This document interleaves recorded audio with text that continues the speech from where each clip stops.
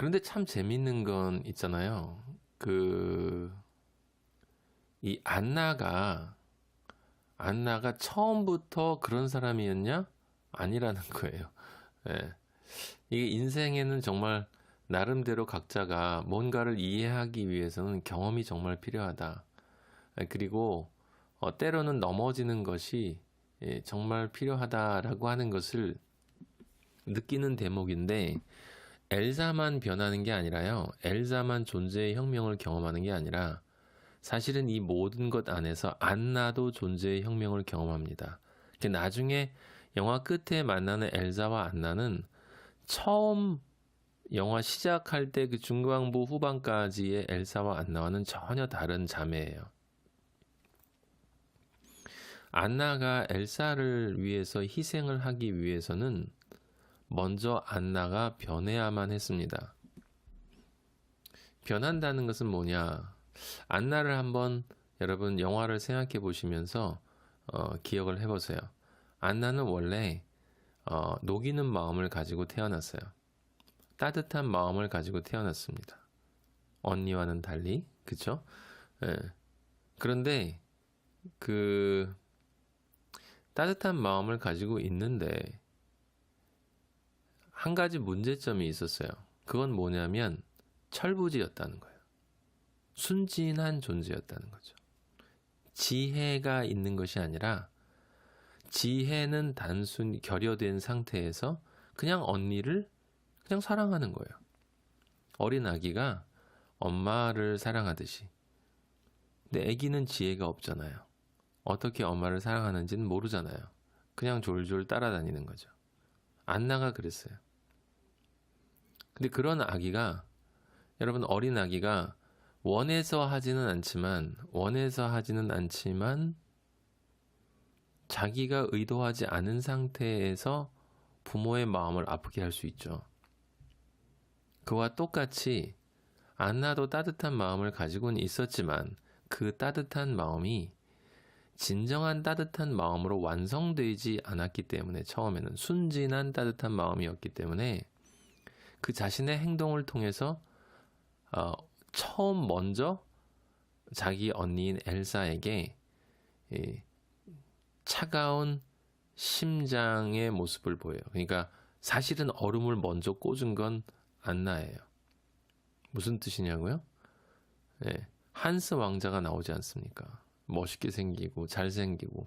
보통 월트 디즈니라면, 과거 월트 디즈니라면 아마 이 한스 왕자가 동화 속의 왕자로 나올 텐데, 이번 이 겨울왕국은 상당히 진보된 형태의 만화라 그런지 모르지만 이 한스 왕자가 사기꾼이죠. 자기 왕국에서 왕위를 물려받지 못하니까 여기 와서 겨울왕국 여기 와가지고 아렌델 왕국인가 여기 와가지고 그 어떻게든 권력을 쟁취하려고 하는 아주 흑심을 품은 그 한스 왕자, 겉과 속이 다른 왕자. 네. 근데 그 안나가 그 한스 왕자에게 속잖아요.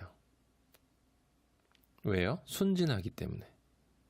순진한 건 무지이기 때문에. 순진은 무지라고 제가 말씀드렸죠. 순진은 그래서 다른 말로 사기치기 쉽다라는 뜻이에요. 사기치기 쉽다. 그래서 한스 왕자가 안나를 사기쳤어요.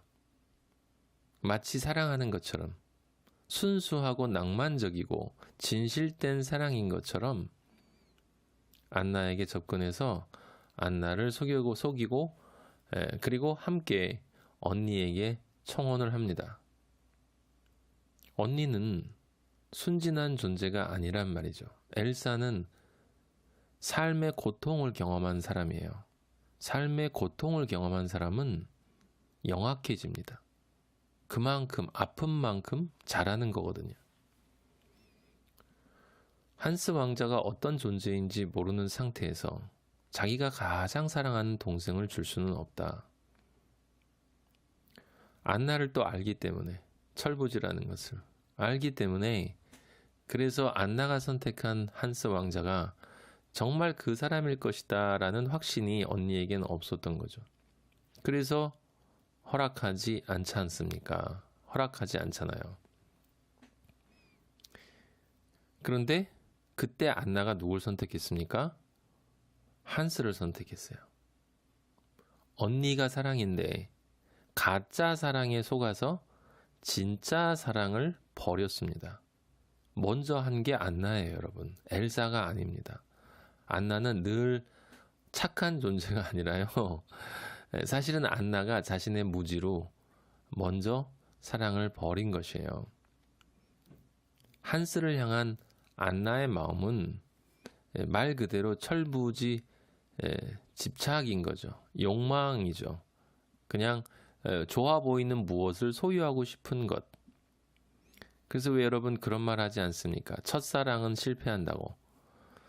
여러분 첫사랑이 실패하는 게 아니에요. 그 사람들이 잘못 알고 있는 것입니다. 첫사랑이 실패하는 게 아니라요. 첫사랑은 사랑이 아닌 거예요. 우리는요. 사랑이 뭔지 배워야 합니다. 사랑은 그냥 할 수 있는 게 아니에요. 이 세상에서 가장 어려운 게 사실은 사랑입니다. 그런 안나였어요. 예. 어쨌든. 근데 안나는 어쨌든 기본적으로는 언니를 향한 따뜻한 마음이 있으니까 언니가 떠나니까 무조건 따라가지 않습니까? 데려오겠다고. 그리고 한 가지 잘못을 더 했어요. 그 잘못이 뭐였어요? 결정적인 것이었는데 말을 타고 떠나면서 그 나라의 통치권을 한스 왕자에게 위임해 버리는 거예요. 그것은 그 왕국을 정말 위기에 빠뜨린 거였죠. 엘사가 나라를 얼린 것은 그 나라의 원래 상태를 뜻하는 거예요.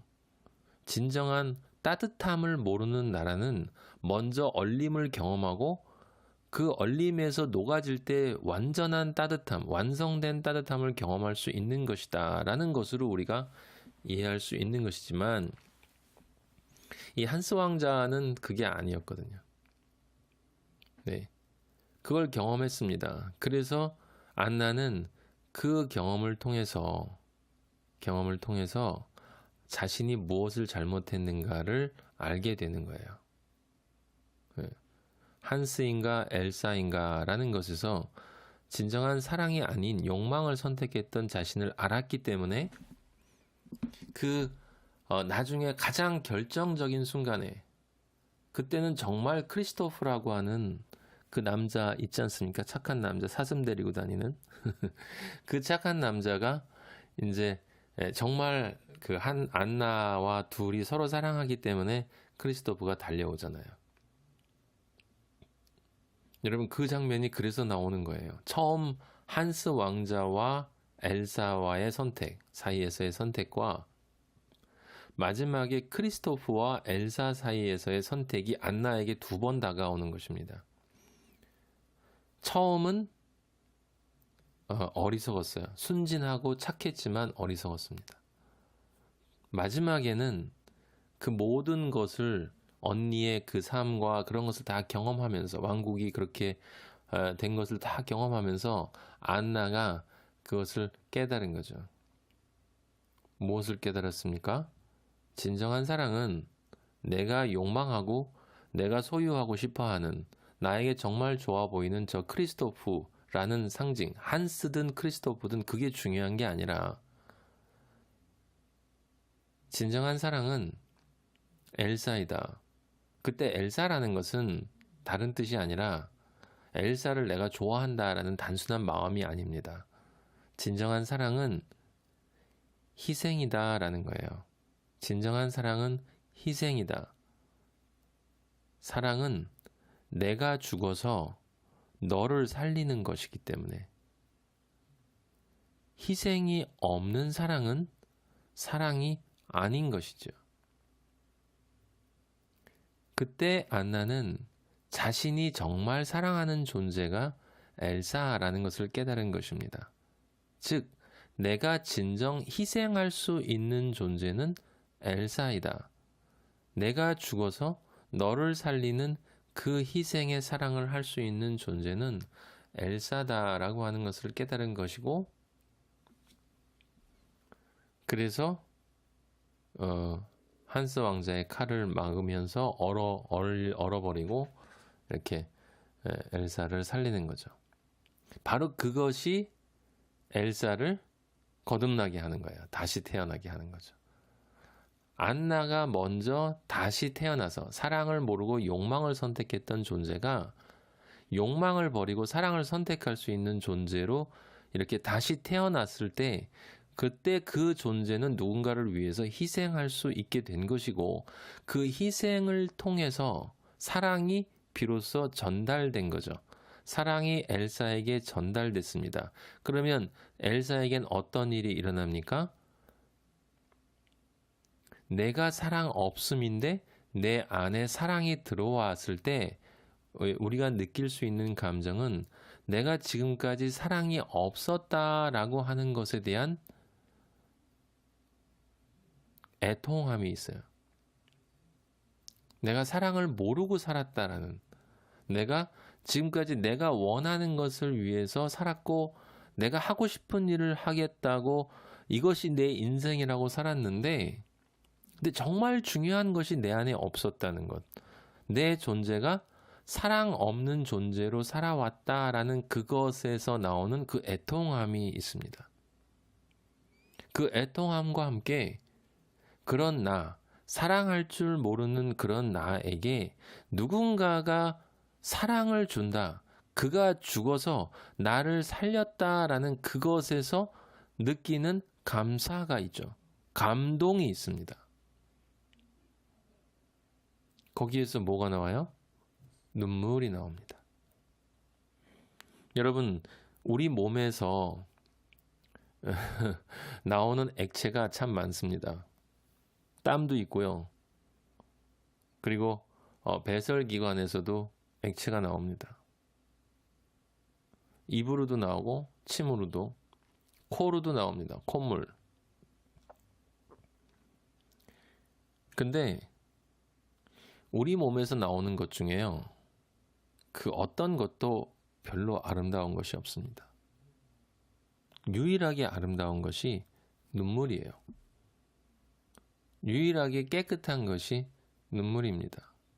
적어도 우리가 느낄 때 어떤 사람을 볼 때 그에게서 무엇인가 흘러나올 때 아우 냄새나 아우 왜 저래 라는 단어가 나오지 않고 우리에게 마음을 우리의 영혼을 움직이는 것은 그의 눈물이에요. 성분이 무엇이냐는 중요한 게 아닙니다. 그리고 그 눈물이 진실로 보일 때 그래서 눈물이 귀한 것입니다. 그리고 이 눈물은요 정말 내가 무엇인가에 의해서 자극되어야만 나오는 거예요. 슬플 때 울어요. 아플 때 웁니다. 감동하면 웁니다. 연기하기 위해서도 우는 건 있지만 그건 빼고 나머지 그런 눈물들은 본능적으로 나오는 우리 몸의 다른 배설물들과 달라요. 다른 액체와 완전히 다릅니다. 그것은 외부의 자극으로 인해서 내 존재에 어떤 파격적인 큰 자극이 일어날 때 그때 눈물을 흘리는 것이고 그것이 진실일 때는 내 존재에 변화가 일어납니다. 그 감사와 감동 그리고 자신의 애통의 눈물이 그 사랑에 떨어질 때 그 사랑이 진정한 사랑임이 드러나는 거예요. 그래서 얼음이 녹는 것입니다. doing의 혁명이 있고 being의 혁명이 있습니다. 고갱은 being의 혁명을 하지 못했어요. 엘사는 물론 당연히 그녀도 할 수 없었지만 그 being의 혁명을 할 수 있도록 먼저 사랑이 되어서 그 사랑을 흘려준 안나가 있었습니다. 그것이 결국은 모든 일이 다 이렇게 합력해서 겨울왕국엔 선이 됐죠. 그 나라는 새로운 나라로 거듭났어요. 여러분 오해하지 마세요. 아까도 말씀드렸지만 겨울왕국은 녹았다가 그냥 풀린 게 아니에요. 예, 간단하게 정리를 하면 이겁니다. 실제로는 따뜻한 것처럼 보이지만 얼려 있는 냉랭한 그 존재, 진짜 사랑을 모르는 그 얼음 왕국이 그 겉에서 나타나는 따뜻함은 잊어버렸지만 진정한 그것이 얼음이었다라는 것이 증명되고 난 후에 그 얼음에서 새롭게 태어날 때, 그 얼음을 깨고 그 얼음을 녹이고 나왔을 때 새로운 존재로 왕국도 나오고 언니도 나오고 동생도 새로운 존재가 되고 모두 다 새로운 존재가 돼요. 하다못해 이름을 잊어먹었는데 언니가 만들어준 눈사람 있지 않습니까? 걔도 새로운 존재가 됐죠. 왜요? 여름에도 돌아다닐 수 있는 눈사람이 됐으니까. 유일하게 변하지 않은 존재가 누구였습니까? 한스였어요. 그래서 그 존재는 얼음 왕국으로부터 완전히 배제가 되는 것입니다. 여러분, 이 세상 사람들은 그러지 않습니까? 남들이 모두 선망하는 직업을 갖기를 원해요. 대부분의 사람들은 그렇습니다. 그게 일반적인 경향이에요. 근데 소수의 사람들은 자신이 원하는 직업을 갖기를 원합니다. 내가 이 일할 때 즐거워야 돼. 내가 이 일하는 것이 내가 정말 원하는 것이어야 해. 그거 틀린 말 아니고 분명히 그렇게 해야 되는 것 맞습니다. 그런데요, 한 걸음 더 나아가면 내가 원하는 직업을 가지고 있는 사람이 늘 그 원하는 직업으로 행복해 하는 것을 사실은 쉽지가 않습니다. 원하지 않는 직업을 가지고 있는 사람 가운데도 또 행복한 사람이 있어요. 이게 무슨 뜻이냐면 이 직업을 선택할 때 세 가지 관점으로 선택할 수가 있는 거예요. 남들이 모두 선망하는 직업을 선택하는 사람, 그러려고 하는 사람, 그 사람은 그 직업을 선택하기 위해 자기 인생을 올인하고 그 직업을 가지지 못할 때 자기 인생이 패배의식에 젖어서 삽니다. 내가 원하는 직업을 가지기 위해서 뛰쳐나온 사람은 그 일반적인 단순 직업, 일상성의 직업에서 뛰쳐나와서 뭔가 남들이 볼 때 이렇게 개성 있는 직업을 갖는 사람은 이 사람들, 앞에 사람들보다는 훨씬 더 낫지만 그들도 마찬가지로 그 직업에 늘 평생 동안 그 직업이 늘 나를 즐거워 해줄 수는 없는 것이거든요. 그리고 정말 문제는 그 직업을 잃을 수도 있다는 거예요. 그죠? 손으로 하는 직업을 선택한 사람이 손을 잃어버리면 그 직업 할 수 없지 않습니까? 달리기를 하는 선수가 발이 잘못되면 어떻게 달릴 수 있습니까? 그럼 다른 직업을 선택해야죠. 그럼 그 삶 속에서 절망하면서 살아야 되겠습니까? 그래서 세 번째 직업관이 있어야 되는 거예요. 세 번째 직업관은 어떤 관점이냐면 내가 어떤 직업을 택하든 그 직업은 나에게 기쁨이 될 수 있다. 왜 그러냐? 어떤 직업을 택하든 그 직업이 나에게 기쁨이 된다라는 것은 직업 자체가 나에게 기쁨과 슬픔을 만들어내는 것이 아니란 뜻이고요. 기쁜 감정과 슬픈 감정은 일시적으로 만들 수 있을지 모르지만 나를 슬픈 존재, 기쁜 존재로 만들 수 있다는 뜻이 아니다라는 것이고, 그렇게 되려면 늘 어떤 직업을 갖든 내가 기쁨으로 할 수 있다는 건 내가 이미 기쁨의 존재가 되어 있다는 거예요. 내가 기쁨의 존재가 되어 있어야 한다는 것입니다. 그러니까 여러분, 우리가 조금 생각을 바꿔야 되는 거예요. 어떤 직업을 가져야 내가 행복할까라고 생각하면 안 되고요. 내가 어떤 존재가 되어야, 아니죠. 내가 행복한 존재가 되어야 되는. 내가 어떤 존재가 되어야 내가 선택하는 직업이 어떤 것이든 내가 행복할 수 있을까? 내가 어떤 존재가 되어야 내가 선택하는 직업이 어떤 것이든 나는 행복한 존재로 남을까라는 그 질문이 사실은 가장 본질적이고 중요한 질문이다라고 하는 것입니다. 그래서 행복한 사람, 즉 어떤 직업을 갖든 내가 그걸 기쁨으로 할 수 있는 준비가 되어 있는 사람은 사실 많습니다.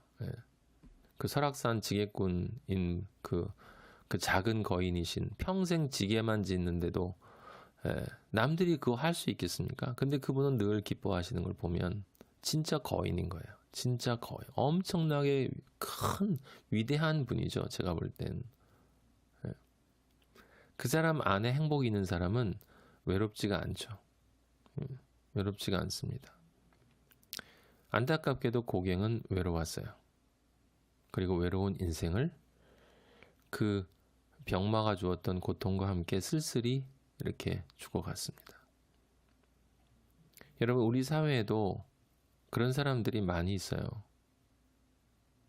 굉장히 좋아 보이는 인생을 살지만 마지막에 쓸쓸히 남들이 알아주지도 못하는 그런 인생이라고 자기 자신을 자책하면서 또 굉장히 잘 나가지만 다른 사람들에게 해를 끼치면서 내가 원하는 인생이 이거라고, 나는 이만큼 공부했고 이만큼 능력이 있기 때문에 나는 이 정도의 부는 축적해도 괜찮다, 법망을 피해갈 수만 있다면 이라고 생각하는 그런 인생을 살다가 끝이 불쌍한 모습으로 측은한 그러한 종말을 맞이하는 사람들을 우리가 많이 보지 않습니까?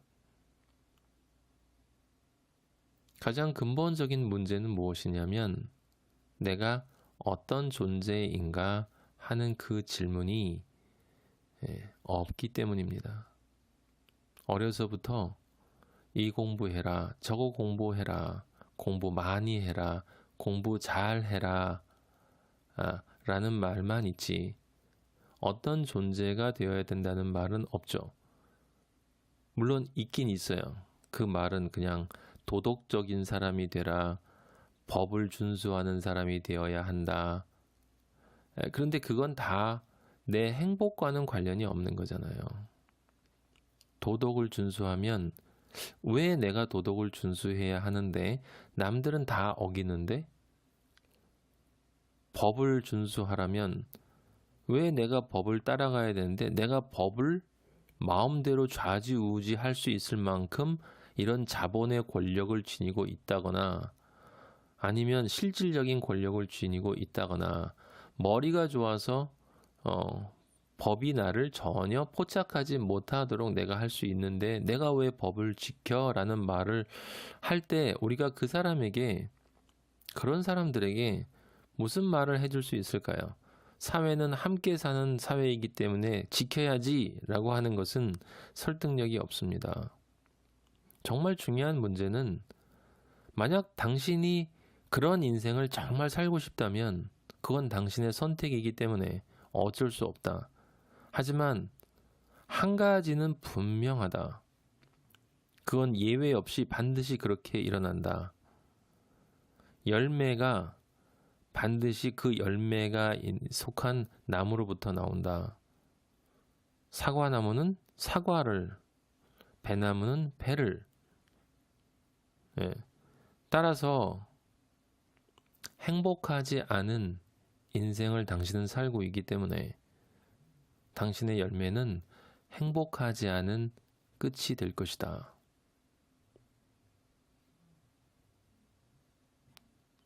선택은 당신이 한다.